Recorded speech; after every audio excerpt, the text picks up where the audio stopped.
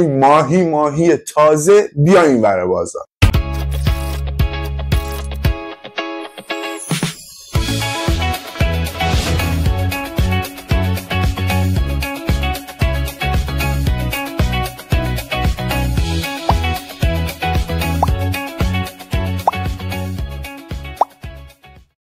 درود دوستان، امیدوارم که حال دلتون خوب باشه، روال باشید. من عرفان پندارم. قبل از اینکه برم سر اصل مطلب میخوام یه توضیح کوتاه راجع به خودم و کاری که دارم انجام میدم بهتون بگم، چون اولین ویدیو چنلمه. دوست دارم که یه آشنایی تقریبی نسبت به من و کارام پیدا کنید.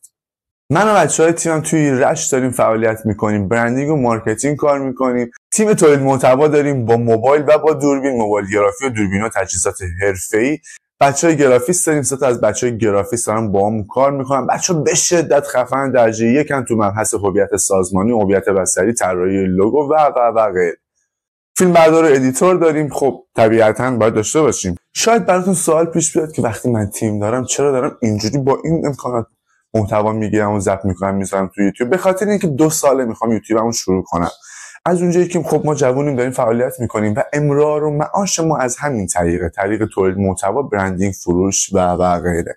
اگر من بچه‌ها تیمو بردارم بیارم اینجا بخوام اینا رو درگیر بکنم، هفته 1 روز، هفته 2 روز، آقا تو بیا از من ویدیو بگیر، تو بیا ادیت بزن، و خب طبیعتا نمیشه، کارهای مشتری و کلاینت هامون میمونه. اما تصمیم گرفتم که با موبایل همراه خودم شروع کنم ویدیو بگیرم بذارم براتون، تا انشالله به امید خدا بتونیم به کمک شما و یاری خدا هر روز کیفیتمون رو ببریم بالاتر. فقط دمتون گرم. دکمه سابسکرایب رو بزنید، لایک بکنید، حمایت یادتون نره. دوستتون دارم. بریم و برگردیم.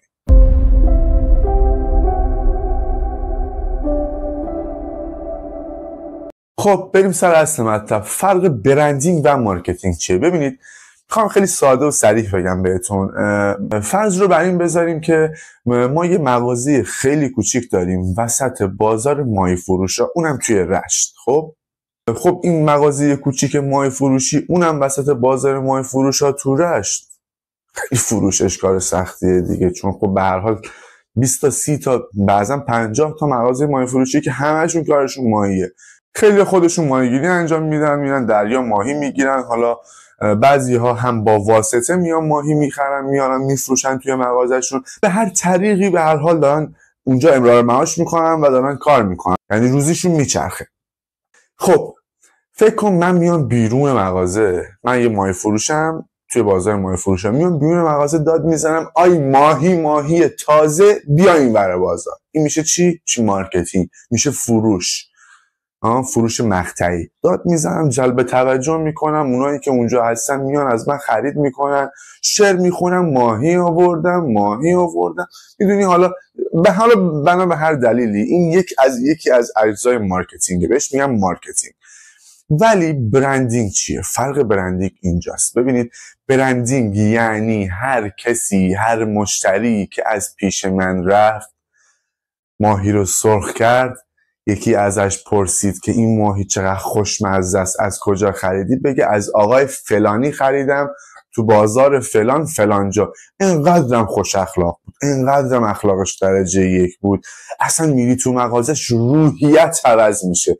این میشه برندینگ، این میشه اون قصه سازی. اینا رو توی اشل های مختلف خب میتونیم بیایم واشکافی بکنیم که تو ویدیوهای بعدی همه اینا رو دارم. ببینید بچه‌ها، میخوام که خیلی ساده اصلا نمیخوام از نکات اکادمیک و علمی و واژه‌های تخصصی انگلیسی بگم منم بلدم.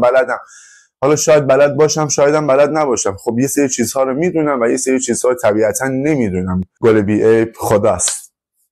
هدف من از زدن این چنل هم فکری، همکاری، همدلیه. ببینید، ما میایم راجع به یک سری مسائل صحبت میکنیم، شما بیاید کامنت بذارید. اگر من اشتباه میکنم، واقعا آدم نقد پذیر و انتقاد پذیری هستم، بیاید بگید بچه‌ها میخوایم که ایده‌هامون رو بریزیم رو هم توی این حوزه بعد اقتصادی بتونیم کار خفن انجام بدیم. اگر از خودم تعریف نکنم، من به شدت خلاقیت دارم توی کمپین‌های تبلیغاتی، چیریکی، گوریلا مارکتینگ.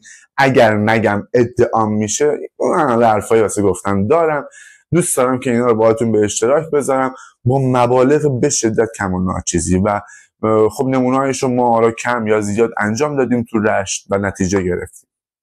یه بار دیگه میگم بچه‌ها، سابسکرایب یادتون نره، حمایت یادتون نره، لطفاً خواهشاً کامنت بذارید، حمایت کنید ازمون، عضو چنلمون بشین، زنگوله رو اگر دوست دارید بزنید. قول میدم بهتون که محتواها کوتاه، کاربردی و عملی باشه. یعنی اگر من محتوایی رو میخوام توی چنلم بذارم، قطعاً به این فکر میکنم که فقط نذارم 4 نفر بیان ببینن ویو بگیرن، بتونن عملی و اجرایش کنن. سعی میکنم که ایده هایی که دارم میدم، این ایده ها با مبالغ کم قابل اجرا باشه، چون خودم از اون طبقه از قشری هستم که میدونم اگر یک کسب و کار کوچیکی رو شما بخواید بیاید اجرا بکنید، یا اگر بخواید بیاید یه گاهی بزنید، یه دکه بزنید، حتی بیاید دست فروشی بکنید، باید بیاید 40 میلیون تومان، 50 میلیون تومان، 30 میلیون تومان باید بیاید جنس خرید بکنید و بیاید یه جا بساط بکنید. من میدونم که الان توی این جامعه، توی این بره از زمان 5 میلیون تومان، 10 میلیون تومان در آوردم و اینو هزینه یک جایی کردم. به شدت کار سخت و دشواریه، دارم زندگی میکنم، آدم مرفه و قشر بی‌دردی نیستم که بیام اینجا ارد بدم، بیام اینجا یه سری مطالب و ایده ها بدم بگم که آره برید اجرا بکنید. نه، ببینید اصلا فارغ از این که رویا فروش اینا کار ندارم، چون دوست دارم اگر ایده ای میدم قابل اجرا برای خودم باشه، برای شما باشه. قطعاً هر سوالی دارید، هر کمکی من بتونم انجام بدم، دریغ نمی کنم ازتون. و واقعا میخوام که یه سری تعامل باشه که ما بتونیم یک گروهی داشته باشیم، بتونیم یک تیمی باشیم که واقعا اگر من بر فرض مثال بخوام شیراز یک محصولی رو بفروشم، یا اگر بخوام اصفهان یک تیمی داشته باشم، یا نمیدونم یه جا کارمون گیر بکنه، یا اگر شما تو رشت یک کاری دارید بتونم براتون انجام بدم. من تو رشت استان گیلان دستم خیلی بازه بچه‌ها، خیلی از کارا رو میتونم براتون انجام بدم. یک بار دیگه جنبندی میکنیم که این حالا برندینگ و مارکتینگ رو ببینید به زبان خیلی ساده. مارکتینگ یعنی که من میام داد میزنم میگم فروش دارم انجام میدم، بیاید از من بخرید. مارکتینگ یعنی قصه سازی، یعنی تجربه سازی برای مخاطب. خب به هر حال این در نگاه اولش و قابل مفهوم و درک بودنش همینقدر ساده است، ولی برای ویدیوهای بعدی قول میدم با نمونه مثالهای کاربردی بیشتر، ایده های تبلیغاتی بیشتر با هم دیگه بشینیم صحبت بکنیم. اگر پراکنده بود این ویدیو به بزرگی خودتون ببخشید، ویدیو اولمون بود، خواستم که یه دیتایی بدم بهتون که داریم چیکار میکنیم، قرار چه اتفاقی بیفته. یه برندینگ مارکتینگ هم خواستم حالا یه مثالی بزنم، شاید به کارتون نه، اگر به کارتون اومد منت میذارید، یه کامنتی بذارید برامون، لایک بکنید. دوستتون دارم، مرسی از اینکه حمایتمون میکنید.